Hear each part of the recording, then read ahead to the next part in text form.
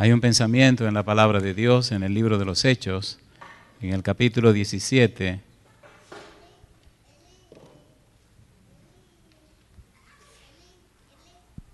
Hechos capítulo 17, el versículo número 30. Hechos 17, versículo 30. Dice la palabra de Dios: pero Dios, habiendo pasado por alto los tiempos de esta ignorancia, ahora manda a todos los hombres en todo lugar que se arrepientan. ¿Podemos orar? Querido Padre Celestial, gracias por estar con nosotros, gracias por el día que nos dio, y ahora gracias, Señor, por la linda oportunidad de estar en su presencia. Querido Padre Celestial, gracias por la compañía de los ángeles, gracias por la presencia de su Espíritu y gracias, Señor, por su compañía en nuestro medio. Queremos agradecer por los amigos y amigas que nos acompañan, por los hermanos y hermanas presentes, pero también gracias por aquellos y aquellas que siguen esta programación a través de la radio, la internet o la televisión. Hoy, Dios, rogamos que el Espíritu Santo nos traiga palabra de vida para la vida eterna. Que todo cuanto hagamos en este lugar sea para la gloria de su nombre. Y al terminar, Señor, cada uno de nosotros y de aquellos que nos siguen pueda decir: he escuchado la palabra de Jehová. Y en este momento, Dios, rogamos que el Santo Espíritu nos traiga palabra de vida para la vida eterna. Que recibamos la palabra de Jehová que vive y permanece para siempre. Dios, lo pedimos en el nombre de Jesús. Amén, Señor. Amén. Muy bien. Hemos dicho en temas anteriores que estamos trabajando con la serie Transformados por su Espíritu. Y hemos hablado de Juan el Bautista, hablamos también del Señor Jesús, hablamos de Pedro y estamos hablando de Pablo. Decíamos en uno de los temas pasados que la vida de Pablo la dividen en 4 periodos. Desde su nacimiento hasta los 28 años, Pablo vivió como un judío practicante. A los 28 años se encontró con Jesús rumbo a Damasco. Y de los 28 años hasta los 41, entonces Pablo se convierte en un creyente fervoroso. De los 41 años hasta los 53, Pablo se hace un misionero itinerante. Hace los famosos viajes misioneros del apóstol Pablo. De los 53 años hasta los 62, el apóstol Pablo entonces llega a la parte final de su vida. 4 años en la cárcel, 5 años organizando las iglesias. Ahí termina la vida del apóstol a los 62 años cuando le cortan la cabeza. Es bueno entender y comprender que el apóstol Pablo no solo plantea conceptos, ideas o opiniones. Pablo presenta su propio testimonio, lo que él vivió. Por eso, al estudiar la teología del apóstol Pablo, debemos tener bien en claro cuando él nos presenta lo que llama el evangelio por revelación y cuando nos habla del evangelio como tradición doctrinal. En el libro de Gálatas, capítulo 1, versículos 11 y 12, Pablo dice que su evangelio lo recibió de Jesucristo y que Cristo le explicó a él el evangelio que él predica. Sin embargo, cuando usted lee 1 Corintios capítulo 15, versículo 3 en adelante, dice que recibió el evangelio como tradición doctrinal de Pedro, con quien pasó 15 días en Jerusalén. Nosotros necesitamos estudiar la manera como Pablo vive o experimenta la maravillosa experiencia con Cristo Jesús, porque más que un concepto, Pablo nos relata una experiencia. Pablo nos dice lo que ocurrió con él después que se encontró con Jesús. Pablo es una persona arrepentida. Pablo es una persona convertida. Pablo es una persona nacida de nuevo. Hemos definido la palabra arrepentimiento como cambio de la mente. Metanoeo, metanoia son las palabras en griego, uno es un verbo y otro es un sustantivo, y significa cambiar la mente, metanus, ir más allá de la mente. Los arrepentidos tienen una mente nueva. 1 Corintios capítulo 2, versículo 16 dice que tienen la mente de Cristo. En 1 Pedro capítulo 1, versículo 23 dice que reciben una simiente que viene de lo alto, una simiente que no es de la tierra. Las personas nacidas de nuevo entonces reciben un elemento que es sobrenatural para vivir enfrentados con fuerzas que son sobrenaturales. Los seres humanos se convirtieron en seres antinaturales por el pecado.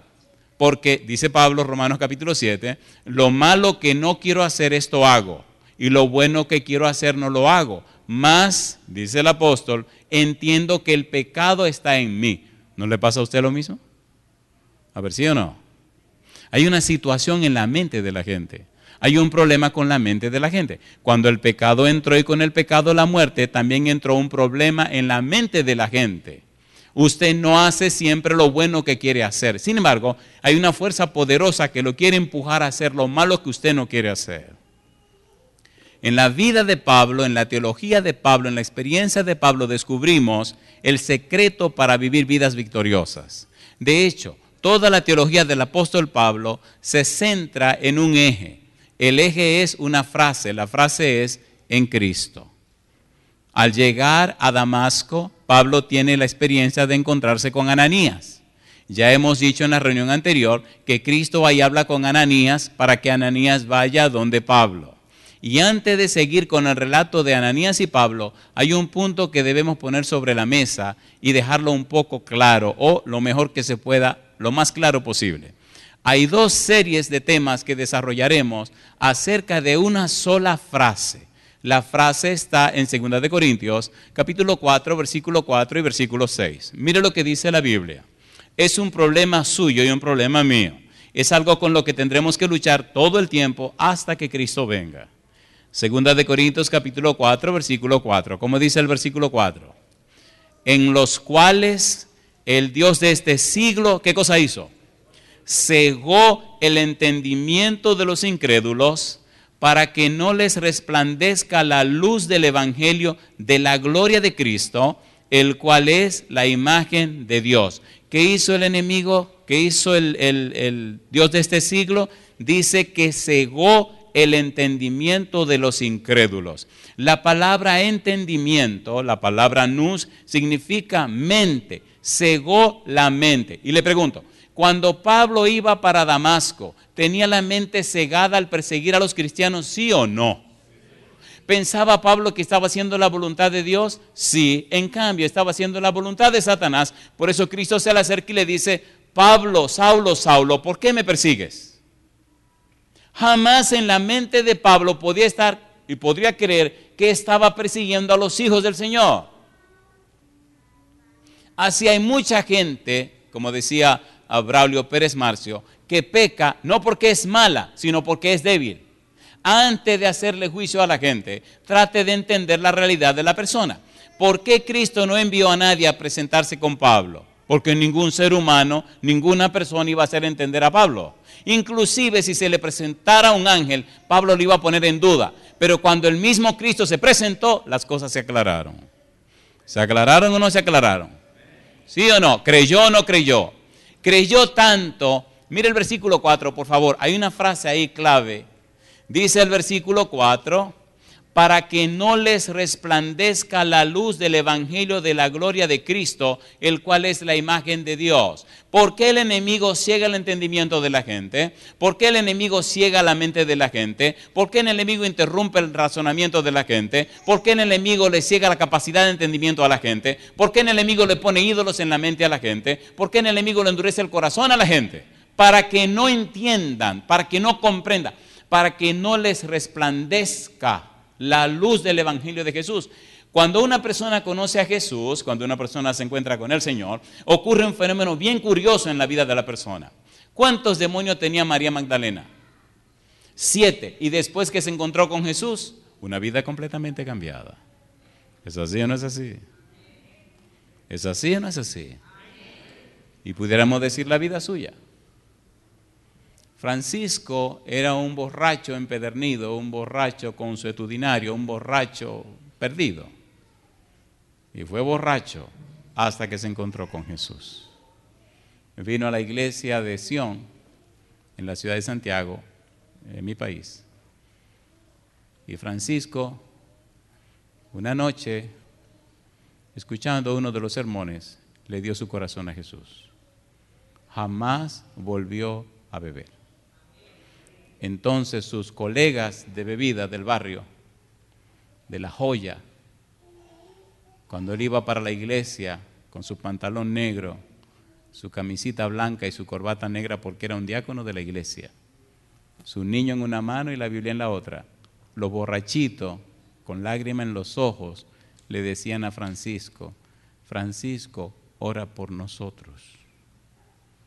Si Él te liberó a ti, nos puede liberar a nosotros también. Y él le contestaba, yo era el peor. Si lo hizo conmigo, lo puede hacer con ustedes. El problema de ustedes es que no quieren venir donde Él. ¿Se entiende o no se entiende? ¿Se encontró Cristo con Pablo? ¿Sí o no? La mujer samaritana tuvo un encuentro con Jesús. ¿Cambió la samaritana? El cambio de esta mujer fue tan grande que hasta los hombres de Samaria creyeron en lo que ella decía y vinieron con ella, con pleno calor del día, a escuchar a Cristo Jesús. Y no solo eso, invitaron a Jesús que se quedara en Samaria 2 días y entonces toda la ciudad se entregó al Señor Jesús. ¿Necesitamos un encuentro con Jesús?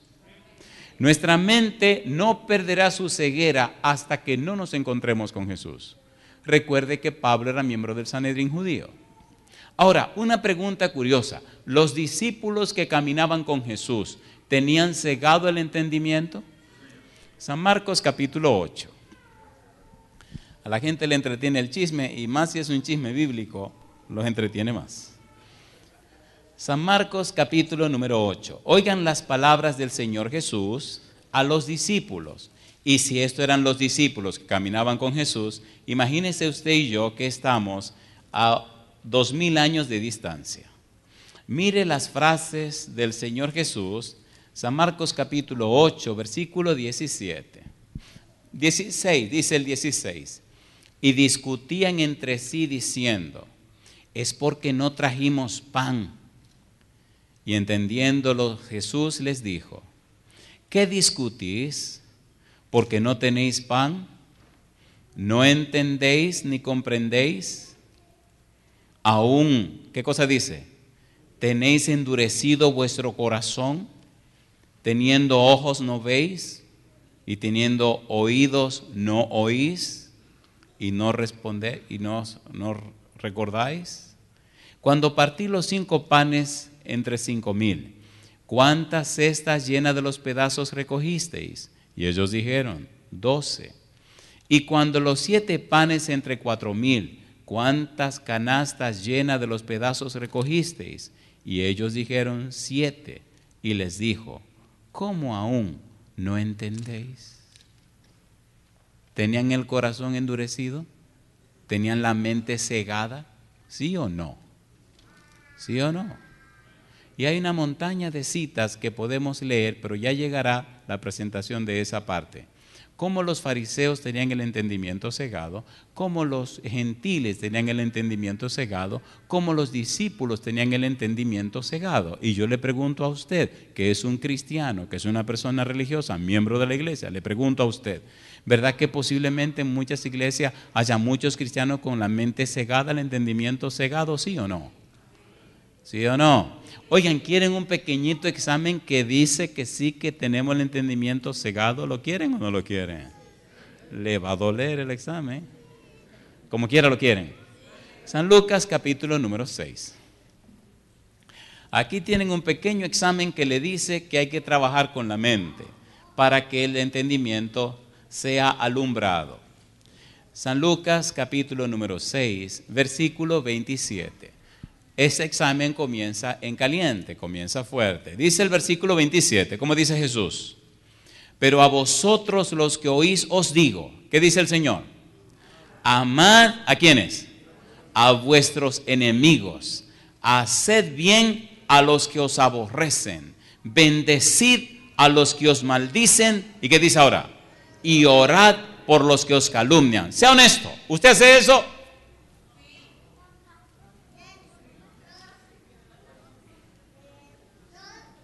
Sea honesto. Y vamos a poner claro lo siguiente. Es posible que usted lo haga, pero ¿cuál es la intención y el motivo por el cual usted lo hace? Sé sincero. ¿Necesitamos un cambio o no necesitamos un cambio? ¿Sí o no? Cuando Pablo iba para Damasco, llevaba la boca con sabor a sangre. ¿Qué quería Pablo? Matar y acabar con los cristianos. ¿Era un asesino? Un asesino. Sin embargo, cuando usted lee el resumen de Pablo que él escribe, se siente que es una persona incorruptible. En cuanto a la ley, incorruptible. Yo soy perfecto, un asesino perfecto. ¿Verdad que hay mucha gente con problemas mentales creyéndose ser la pieza mejor del mundo cuando en realidad su vida dice lo contrario? ¿Eso sí o no es así? ¿Es así o no es así? Necesitamos despertarnos. Estamos medio locos o locos y medios. Honestamente, ¿sí o no? Por eso necesitamos volver a la Biblia, volver a Jesús. Necesitamos el arrepentimiento, un cambio de la mente. Que el Señor ilumine nuestro entendimiento. Que vayamos a la luz del Evangelio de Jesucristo. Y dice el versículo 6. Mire qué lindo dice el versículo 6 de 2 de Corintios capítulo 4. Aquí volvemos otra vez al examencito. No se preocupe que lo más difícil viene ahora, que le va a doler. Pero vamos a suavizar un poco la cosa.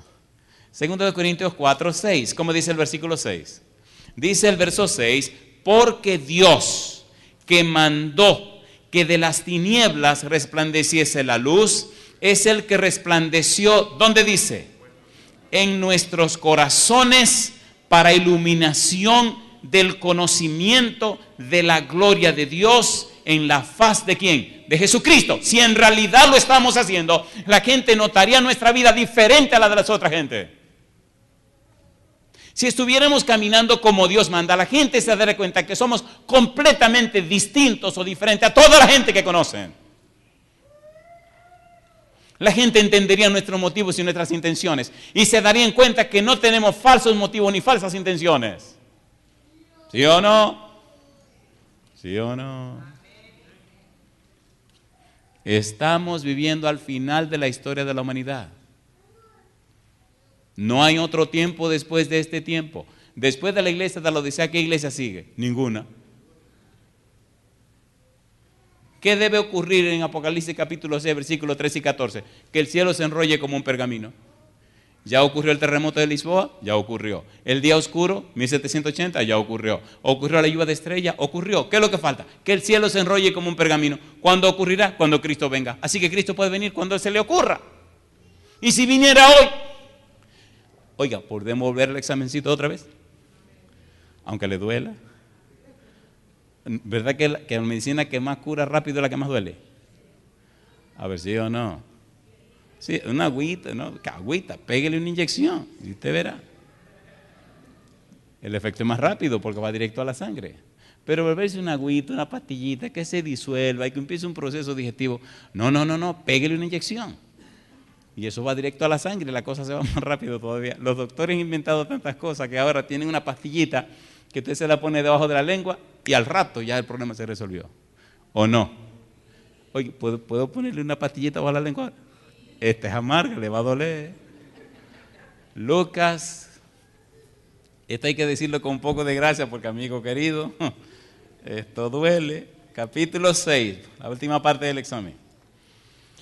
Ay, Señor.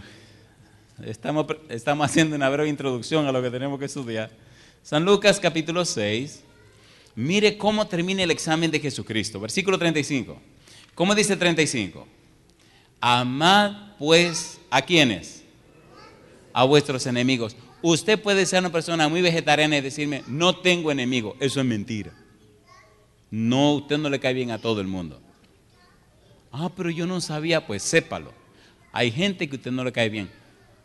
¿Sí o no? Abra los ojos, mira a su alrededor. Usted no le cae bien a todo el mundo. Bueno, yo descubrí esto bien temprano en mi vida, que no le cae bien a todo el mundo. Y tenía las cosas son blanco, negro, a color, así que esto hay que decirlo también. Había un compañero de estudios, así duele menos, que yo no le caía bien. Y un día lo descubrí porque el tipo me miraba y fruncía el ceño. Y decía, Señor, ¿qué le pasa a este tipo conmigo? Y bueno, y me di cuenta que yo no era de su agrado. El problema es que, lamentablemente, usted como usted y usted como usted. ¿O no? Negro, feo, ni modo. Y un día empecé a orar por esa persona y digo, esto no puede ser, esto hay que resolverlo. Entonces aprendí las técnicas de cómo resolver el problema con la gente y había una cosa que yo podía hacer para cambiar la actitud de ese abusador y era regalarle un libro. Ay, mamá. Era el único libro de eso que había en la universidad. Y de hecho el libro era mío, porque me lo mandaron desde México, cuando estábamos haciendo la maestría. Y el único que tenía ese libro, nunca olvido el libro. Ojalá ese tipo un día me diga, mire pastor, aquí tiene el libro de vuelta. Ahora lo vi, fuimos a la República Dominicana y estuvimos hablando y poniéndonos de acuerdo y ahora somos amigos y me tiene un aprecio, un respeto y una cosa, pero de maravilla. Lo que hace un libro, un libro de Jean Piaget, que habla acerca de la educación de los niños, todo el sistema de Piaget. Y ahí estaba todo, pero una belleza, pero mire, en ese tiempo, estoy hablándole del año 1996, 97. Y entonces el Señor puso en mi mente un pensamiento, regálale ese libro y dedícaselo. ¿El libro? No, yo le voy a sacar una copia y le doy la copia. No, dale el original. Oye, darle mi libro original. Pero había que resolver esa situación. Usted no puede vivir todo el tiempo con una gente que no quiera saber de usted. Resuelva eso, ¿sí o no? Y un día me senté y le dediqué el libro. Pasé un par de días dando vueltas porque uno no lo suelta de una vez. Y ese día llegó el momento. Y fui y le dije, oye, fulano, dígame, pastor, ¿sabe que te quiero regalar un libro? Y me dice, sí. Le digo, sí. Y me dice, ¿cuál libro? Yo sé que usted tiene muchos libros, bueno, me dice. Y nada más lo miré y dije, bandido, si tú supieras que yo no te quiero dar ningún libro. Sí, pues la verdad, yo no le quiero dar mi libro. Hay que ser honesto y sincero con uno mismo. Y le extendí la mano y le entregué el libro. Cuando ese tipo vio ese libro, empezó a llorar y me abrazó y empezó a decir, pero ¿cómo puede ser, pastor, que usted me regale este libro? Yo no sabía que usted me apreciaba tanto. Y yo decía, ¿quién ha dicho que yo te aprecio a ti? Pero yo lo pensaba, yo no lo decía. Yo no podía, yo todo creíamos, decía él, todos creíamos que te iba a regalar el libro a la biblioteca, porque nadie lo tiene. Y digo, ¿y quién? Yo me decía a mí mismo, ¿y quién te ha dicho a ti que yo le iba a dar mi libro a la biblioteca? Yo le iba a dar una copia, una fotocopia, porque se sacaban muchas fotocopias. Y él decía su frase y yo respondía las mías. Y yo con dolor que estoy perdiendo mi libro. Pero esa es la única manera de resolver el problema con este tipo. Desde ese día, y déjeme decirle que después le tomé aprecio. Mire qué barbaridad. Ahora inclusive fui a Dominicana y hablamos. Quiero que venga a mi iglesia. Venimos. Hacemos lo que tú quieras. Porque a él se le fue esa mala cosa, a mí se me fue la otra también, porque cuando a usted no lo quieren, usted también reacciona.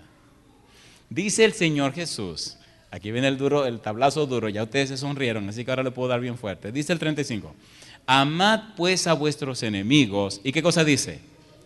Y haced bien, ¿y qué más?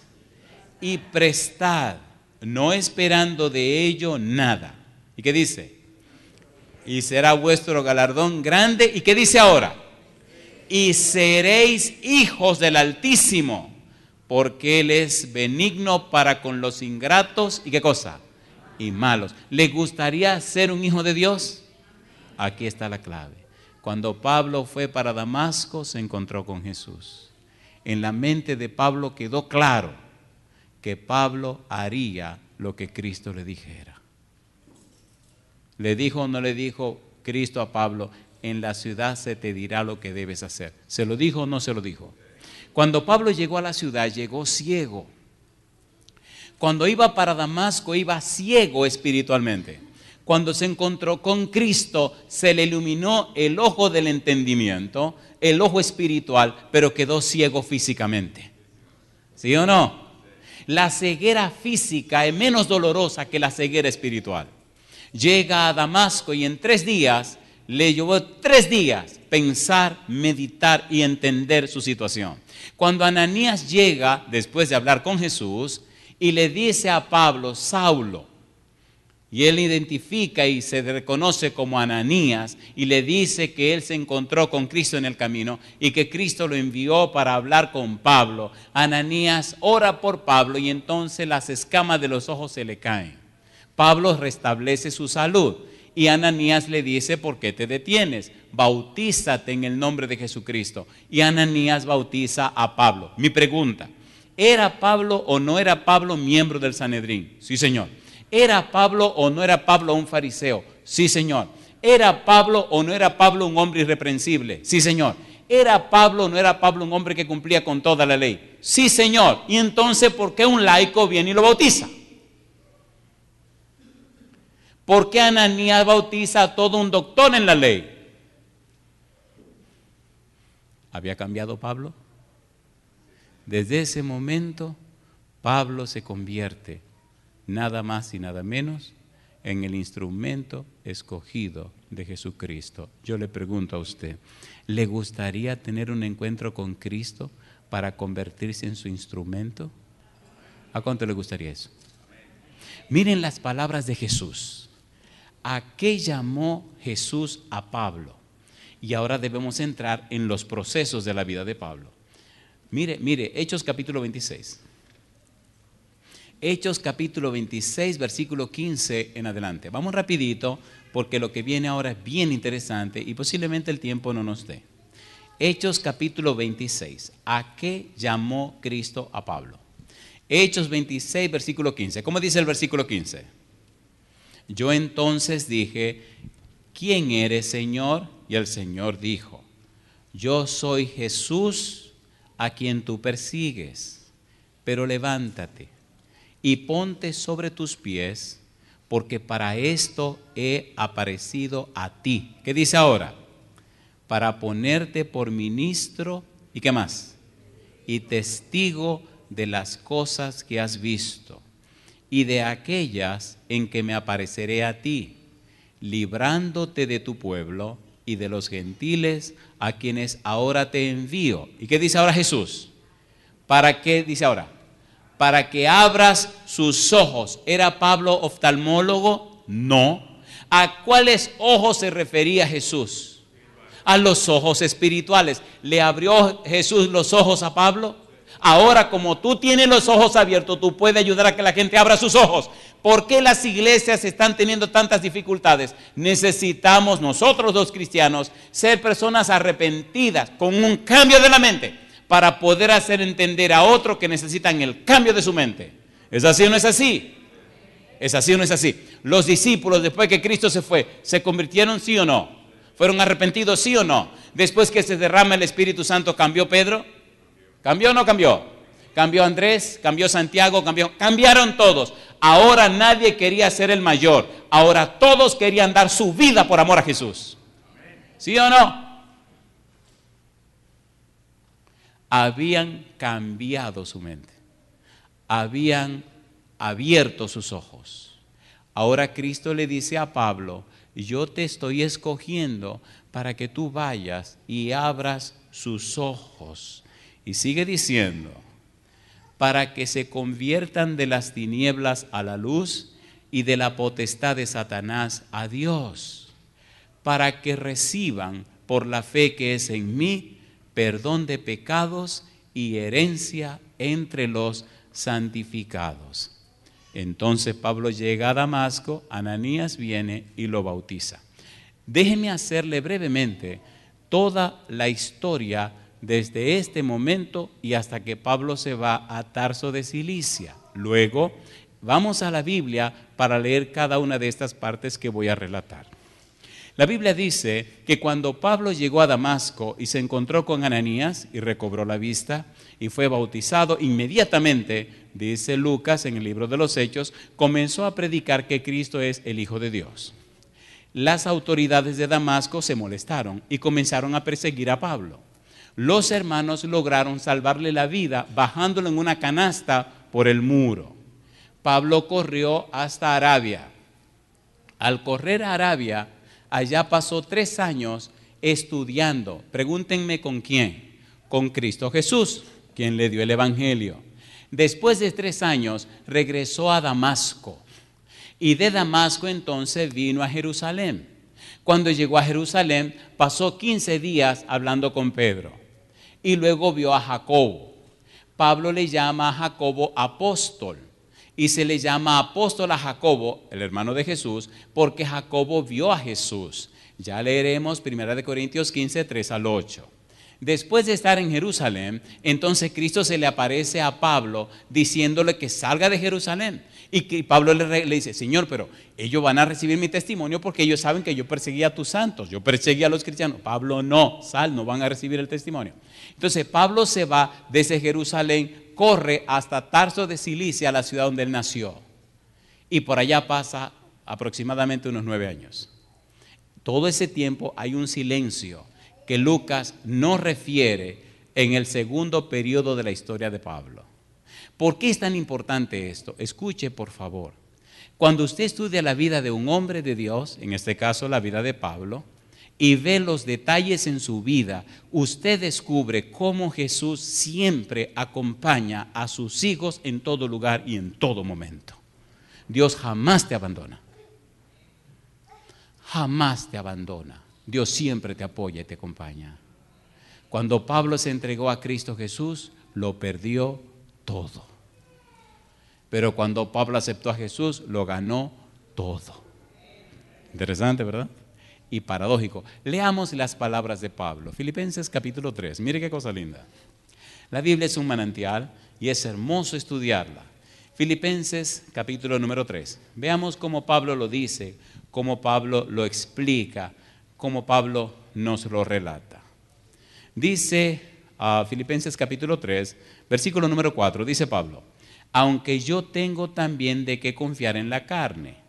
Si alguno piensa que tiene de qué confiar en la carne, yo más. Y ahora comienza a dar su resumen antes de entregarse a Cristo. Circuncidado al 8º día, del linaje de Israel, de la tribu de Benjamín, hebreo de hebreos, en cuanto a la ley, fariseo, en cuanto a celo, perseguidor de la iglesia, en cuanto a la justicia que es en la ley, como dice Pablo, irreprensible. Y ahora dice, pero cuantas cosas eran para mí ganancia, las he estimado como pérdida, ¿qué dice ahora? Por amor de Cristo. Y ahora dice Pablo, y ciertamente aún estimo todas las cosas como pérdida por la excelencia del conocimiento de Cristo Jesús, mi Señor, por amor del cual, ¿qué dice Pablo? Lo he perdido todo y lo tengo por basura para ganar a Cristo y ser hallado en Él, no teniendo mi propia justicia, que es por la ley, sino la que es por la fe de Cristo, la justicia que es de Dios por la fe. Y dice el 10, a fin de conocerle y el poder de su resurrección y la participación de sus padecimientos, llegando a ser semejante a Él, como dice, en su muerte. Mi pregunta, ¿cambió este hombre o no cambió? ¿Cambió o no cambió? Cuando una persona verdaderamente tiene una experiencia con el Señor, puede decir, aquí estaba, aquí estoy, esto pasó en mi vida. No es recibir más información. Cuando una persona es convertida, arrepentida, puede expresar y presentar en su propia experiencia el antes de Cristo y el después de Cristo. ¿Sí o no? A ver, ¿sí o no? Si usted no es capaz de presentar el antes de y el después de, le ruego, por favor, vaya de rodillas ante el Señor y dígale al Señor que usted necesita que el Espíritu venga y haga un cambio en su vida. Podemos estar convencidos de la verdad, pero necesitamos convertirnos a esa verdad. Y entonces el odio, el rencor, el resentimiento, el Señor lo saca de nosotros y pone cántico nuevo en nuestra mente. ¿Es así o no es así? ¿Se imagina usted un hogar así? ¿Se imagina una iglesia así? La gente necesita compañía, la gente se siente sola. Cuando las personas vienen a la iglesia, vienen buscando compañía y en quien confiar. Cuando la gente se sienten desilusionadas y decepcionadas, entonces pierden la fe. ¿Es así o no es así? ¿Es así o no es así? Me encontré con una dama en un país bien lejos de aquí. Había tenido en su país muchos cargos, muchas posiciones en el gobierno. Una tipa brillante, brillantísima. Y un amigo de la iglesia la trajo una noche. Y cuando le dijeron ir a la iglesia se sonrió porque ustedes saben que la mentalidad de esa gente es otra mentalidad, ¿o no? Muchos viajes, muchos hoteles, muchas presentaciones, mucho de todo, ¿me entiendes? Y con lo más alto de la sociedad, mucho. Y una tipa muy elegante, toda la monigranga y la monería que la gente quiere de este mundo. Esa la tenía todo: dinero, posición, apartamento, carro, lo que diera la gana. Sin embargo, me decía ella, me sentía vacía y me sentía sucia y me sentía sola. Llegué ese día a la iglesia porque un compañero de trabajo le dijo: oye, ¿y por qué? Ella trabaja en una universidad. ¿Y por qué no viene a la iglesia? Y le dice ella: ¿a la iglesia? Dice: sí, pues está bien, yo voy. Y ella se ríe porque invitándola a la iglesia. Y vino a la iglesia y escuchó la palabra de Dios. Y el Espíritu le dio duro. Así que al día siguiente no hubo que invitarla. Ella misma se invitó. Y vino y el Señor le dio más duro todavía. Porque la Biblia es como un martillo, te da por la cabeza, tú dejas que te abran la cabeza o te la abre la Biblia. ¿O no? La gente necesita, decían los egipcios, la letra entra con sangre. Y entonces los maestros egipcios le daban garrotazos a los muchachos para que aprendieran. Tengan cuidado, así no. Pero la Biblia da duro y cuando da bien duro. El tercer día se me acerca esta muchacha y me dice: yo quiero hablar con usted. Dije: ¿cómo no? Mire, esta hermana está haciendo una listita y cada día hay una listita de nombres y yo los atiendo. Hable con ella. Y va donde la hermana y la hermana le dice: oh, sí, cómo no, mire, mañana le toca a tal hora. Así que la obligó a venir al día siguiente también. Y la muchacha llega temprano. Nos sentamos para hablar, le digo: permítame orar, ¿cómo se llama usted? Me llamo fulano de tal, y oramos. Y entonces le digo: ¿cómo puedo servirle? Y se sonríe. Me dice: yo estoy extrañada, pastor, porque mire, yo estoy en una iglesia, yo estoy viniendo a una iglesia, pastor. Digo: bueno, ¿y cuál es el problema? Mire, déjeme contarle quién soy yo o quién era yo y cómo era mi vida. Y me relató muchos viajes, muchas reuniones, mucho dinero, mucho poder, mucho de todo, un novio yo no sé de cuántos años, un novio al estilo de ahora, porque mamacita linda, mamá, cuando yo me crié los novios eran diferentes, ¿o no? No vio, pero estos ven bastante. ¿Se entiende? Y la tipa me relató y me contó y me dijo: al final el novio vio tanto que se fue. Y las cosas comenzaron a ir diferentes, dejó su país, se fue para ese país bien lejos donde estábamos. Dice: ahora estoy aquí, yo nunca me había preocupado por nadie, ni por ayudar a nadie. Ahora estoy ayudando a estudiantes en tal sitio, así. Dice: pero me pasó una cosa curiosa estos días. Yo nunca había tomado en serio a Dios.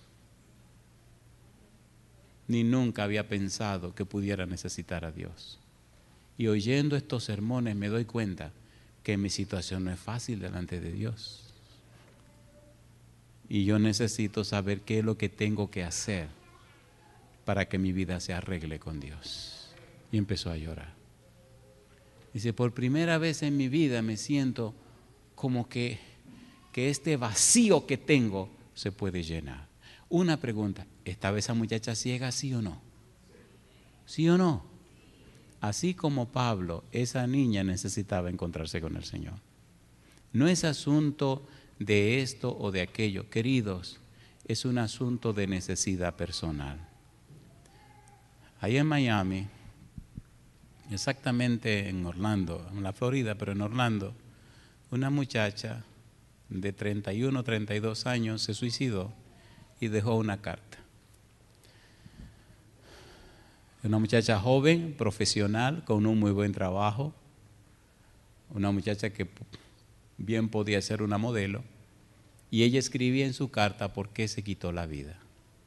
Y ella decía: soy una mujer joven, tengo todo el dinero que puedo desear y puedo tener el hombre que yo quiera, y de hecho he tenido muchos hombres en mi vida. No hay nada que haya querido que no tenga, pero hay un vacío en el centro de mi corazón que nada lo ha podido llenar. Ni hombres, placer o sexo, ni beber ni viajar. Dice, he hecho de todo lo que se puede hacer y siento un vacío tan dentro de mi ser que no he podido llenarlo con nada.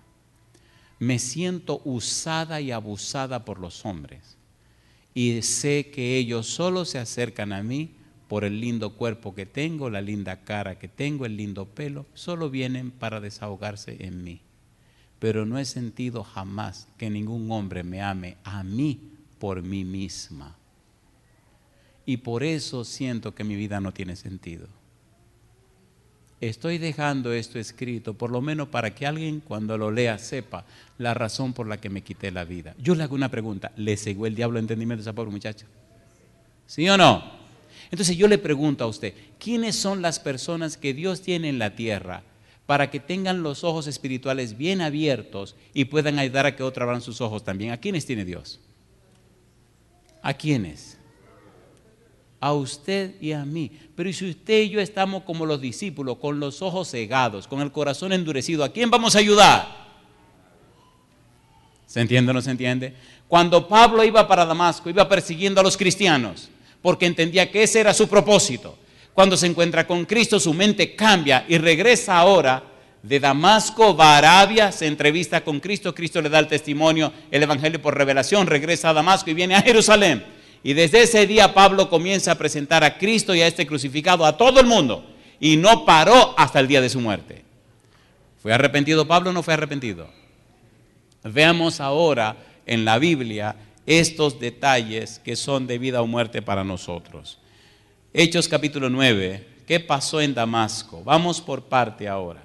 Hechos capítulo número 9. Mire cómo la Biblia relata estos incidentes. Hechos capítulo 9, versículos 20 al 25. Mire qué cosa linda. Un hombre ahora arrepentido, un hombre ahora que ve, un hombre ahora que entiende el propósito y la razón de su existencia.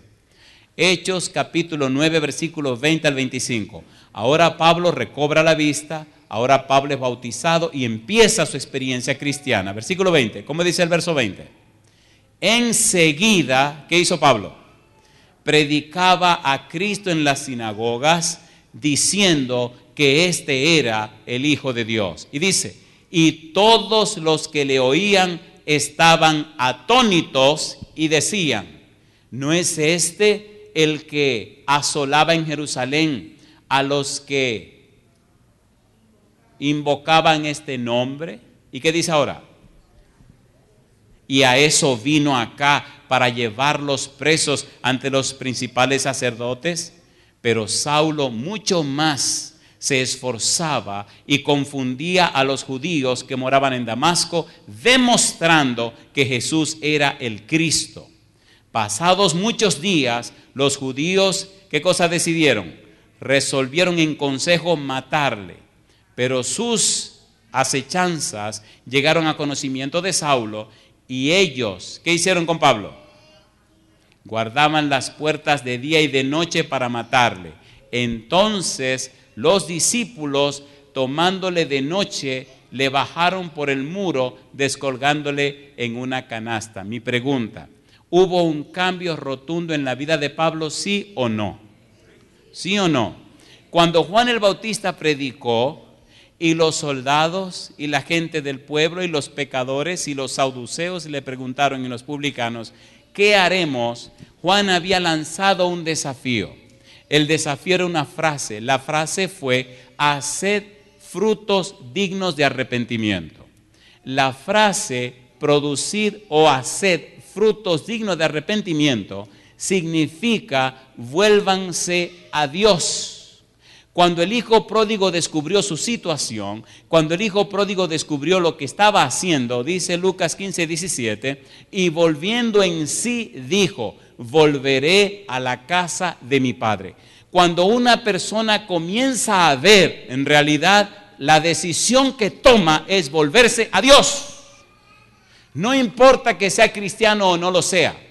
Cuando la persona empieza a ver, descubre que necesita volverse a Dios. ¿Es así o no es así? Pablo entendió y se volvió a Dios y tomó la decisión desde ese día, vivir cada día para la gloria de Dios. Mi pregunta para usted, ¿necesita usted volverse a Dios? Seamos sinceros, hermanos queridos. ¿Verdad que si nuestra relación con Dios fuera más fuerte, más firme, nuestro hogar sería diferente? ¿Es así o no es así? ¿Nuestros hijos tendrían más bendiciones? ¿La relación de nuestra esposa con los esposos sería diferente? ¿Sí o no? ¿Nuestra relación con nuestras amistades sería diferente? Evalúese cada día. El Pablo que regresó a Jerusalén de Damasco no fue el Pablo que fue de Jerusalén a Damasco. Y jamás pudo ser igual. Si tu vida cristiana se ha convertido en una monotonía, es porque necesita encontrarte con Jesús. Cuando me encontré con Jesús era un adolescente, tenía 19 años. Vine a los 18 a la iglesia, a los 19 me entregué a mi Señor. Y doy gloria a Dios. Doy gloria a Dios que hoy tengo el gozo de tener a mi hermana aquí sentada con nosotros. Porque, ¿cómo les digo? Ella me cuenta cómo yo era cuando era en la casa, cuando era un niño en la casa.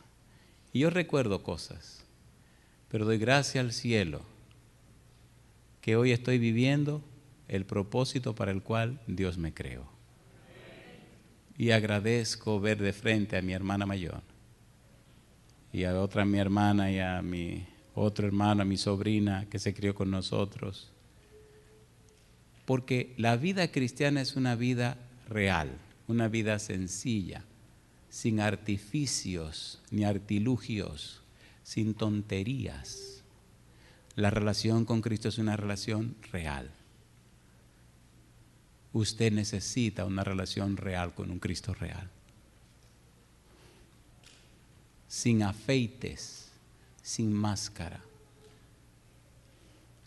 En cualquier lugar del mundo que voy me gusta lanzar un desafío a los jóvenes. Porque mi corazón bien joven lo entregué al Señor Jesús. Y Él lo ha cuidado hasta el día de hoy. Él decidió que yo debía estudiar, decidió con quién debía casarme y decidió a qué debía dedicar mi vida. Y he hecho siempre lo que Él ha querido. Y he visto bendiciones por donde quiera que voy. Yo quiero preguntarle a los jóvenes hoy, ¿le gustaría a usted, querido joven, querida joven, darle su corazón al Señor? Y hacer como Él diga. Oiga, pastor, define la palabra joven, diría usted. Muy bien, vamos a suavizar la cosa. Si usted tiene 35 años o menos, ¿le gustaría a usted darle su corazón al Señor? Póngase en pie conmigo. Si tiene 35 años o menos, si tiene más de 35, quédese tranquilo y sentado. Bro. 35 años o menos. Y usted quiere decir, bueno, Señor, yo hoy quiero, alabado sea Dios, alabado sea Dios. Yo quiero poner mi corazón a las manos del Señor. El mío lo puse cuando tenía 19 añitos. A los 19 años, un 30 de junio. ¿Qué día? 30 de junio. ¿Cómo estamos hoy? Un día como hoy me bautizaron a mí. Un día como hoy, pero ese día cayó sábado, 1979, 5:30 de la tarde, me bautizaron. Y doy gloria a Dios que ese día le entregué mi corazón a Jesús. Yo quiero orar por ti, joven de 35 años o menos. Pero mira por lo que quiero orar. Quiero orar para que el Espíritu Santo se haga el dueño de tu mente. Y que desde hoy el Espíritu Santo alumbre los ojos de tu entendimiento. Querido, querida, escucha por favor. Hay mucha filosofía y existe una cultura de pensamiento que te lleva en una senda opuesta a lo que Dios quiere. Hay mucha religiosidad envuelta, pero hace falta la espiritualidad. Puede que tu corazón esté siendo acallado porque eres muy religioso, pero la pregunta es si eres espiritual. La diferencia entre el religioso y el espiritual es que el religioso vive la cristiandad o el cristianismo con una mente carnal. La diferencia con el espiritual es que vive la espiritualidad o el cristianismo con la mente de Cristo. Al orar por ti en este momento, estamos orando para que se cumpla el anhelo de Pablo, el anhelo de Jesús, que no vivamos más en la carne, sino en el espíritu. Y termino con esta pregunta contigo. ¿Te atreves a pasar aquí al frente conmigo, querido joven, diciendo así a Jesús: Señor, quiero la mente de Cristo, quiero que mi mente la guíe el Espíritu Santo, Quiero que el Espíritu rompa todos mis ídolos que tengo en la mente, cambie mis gustos, cambie completamente mis patrones de pensamiento. Hay mucha música rara que te está llevando al infierno y te está haciendo de tu vida una maldición. Hay muchas películas extrañas, hay muchas imágenes raras que están conformando en ti gustos, deseos y pasiones que no te van a ayudar. Hay muchas situaciones y ambientes de personas que tú conoces, amigos y amigas, que no te están construyendo nada bueno. Si eres casado o no eres casado, si tienes hijos o no tienes hijos, ellos serán lo que tú estés modelando. Si tú no estás modelando lo apropiado, tus hijos no podrán hacer sendas rectas. El Señor necesita cambiar tu mente, cambiar tus patrones de pensamiento, tus estructuras mentales. El Señor necesita fortalecer tus facultades mentales. El Señor necesita convencerte que esas facultades mentales, donde se te hace fácil trabajar, las estás desgastando. Necesita establecer un equilibrio entre las facultades que te dominan, las que manejas con facilidad y las que no manejas con facilidad. Necesita equilibrar el lado derecho y el lado izquierdo de tu cerebro. Necesita poner en claro la parte artística y la parte más práctica o pragmática. Necesita equilibrar tu vida y el que lo puede hacer se llama el Espíritu de Dios. Cuando un cristiano comprometido con el Señor se llena de la Biblia, el Espíritu Santo viene y le da la mente de Cristo, le da una simiente que es del cielo. Entonces la mente se ilumina y se enfoca en manera apropiada en las cosas en las que debe enfocarse. Los que le rodean se dan cuenta y dicen, verdaderamente esta persona es un cristiano o una cristiana. Tu modelaje, tu testimonio, tu vida ayuda entonces a que otros entiendan y comprendan lo que las palabras no pueden explicar. Un testimonio, una experiencia, una vivencia habla más alto que 1.000.000 de palabras. Las palabras confunden y no todo el mundo las puede entender, pero un testimonio es poderoso cuando está ungido del Espíritu Santo.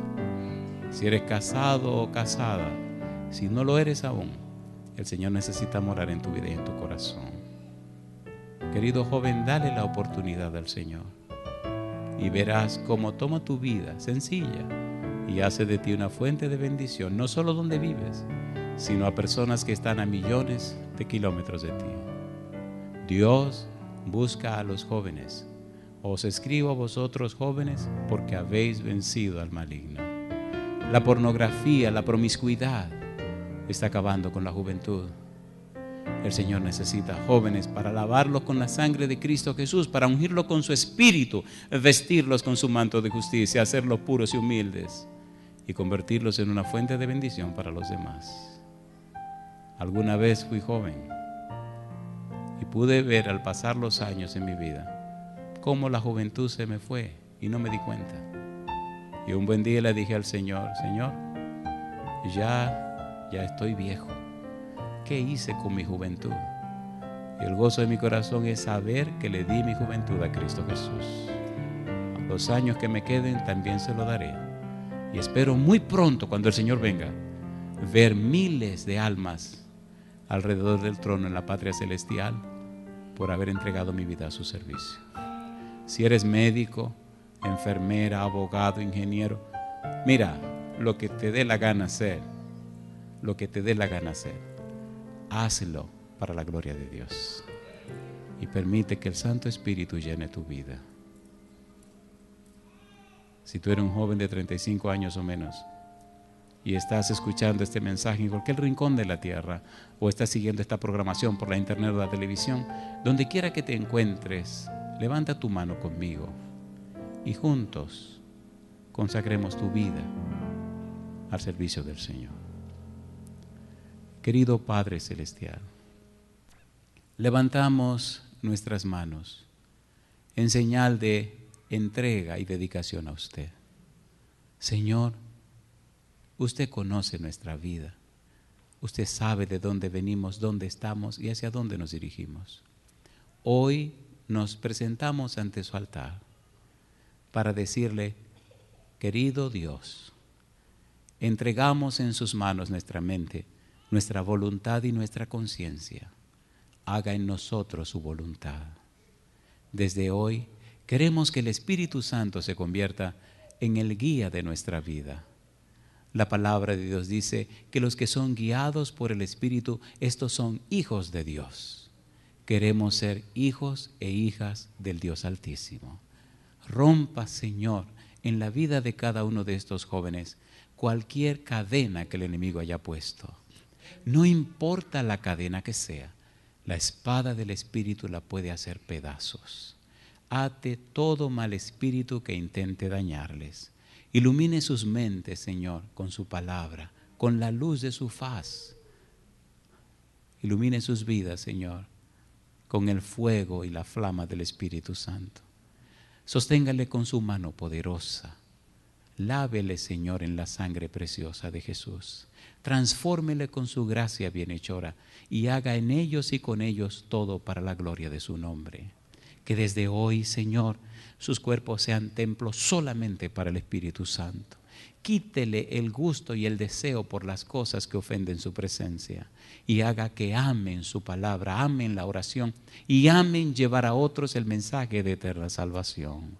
A los que ya son casados, Señor, ilumine sus mentes para que entiendan el sagrado compromiso de modelar para sus hijos. Que entiendan que no sus palabras, sino su ejemplo guía y orienta a su familia. Que puedan dar un testimonio fiel ante su familia, su esposa, sus hijos, para que aquellos sean guiados y dirigidos al camino de la salvación que es Cristo el Señor. Padre, el tiempo es corto. Habilítenos y prepárenos, Señor. Y el tiempo que perdimos, redímalo ahora con su gracia. Que lo que no ocurrió en años pueda ocurrir en días. Y que su efecto en nosotros, la presencia y la unción de su Espíritu, nos cambie y nos transforme de manera tal que reflejemos la belleza y la santidad de Jesús. Gracias, Señor, por cada persona presente. Gracias por los que nos siguen a través de la radio, el internet o la televisión. Pero mil gracias por estos jóvenes que han pasado al frente. Como ministro del Evangelio, los entregamos en sus manos. Como ministro del Evangelio, los dejamos bajo sus alas. Como ministro del Evangelio los dedicamos a usted y lo entregamos a usted, Señor. Y lo hacemos en el nombre santo de Jesús. Amén, Señor. Amén. Que Dios les bendiga.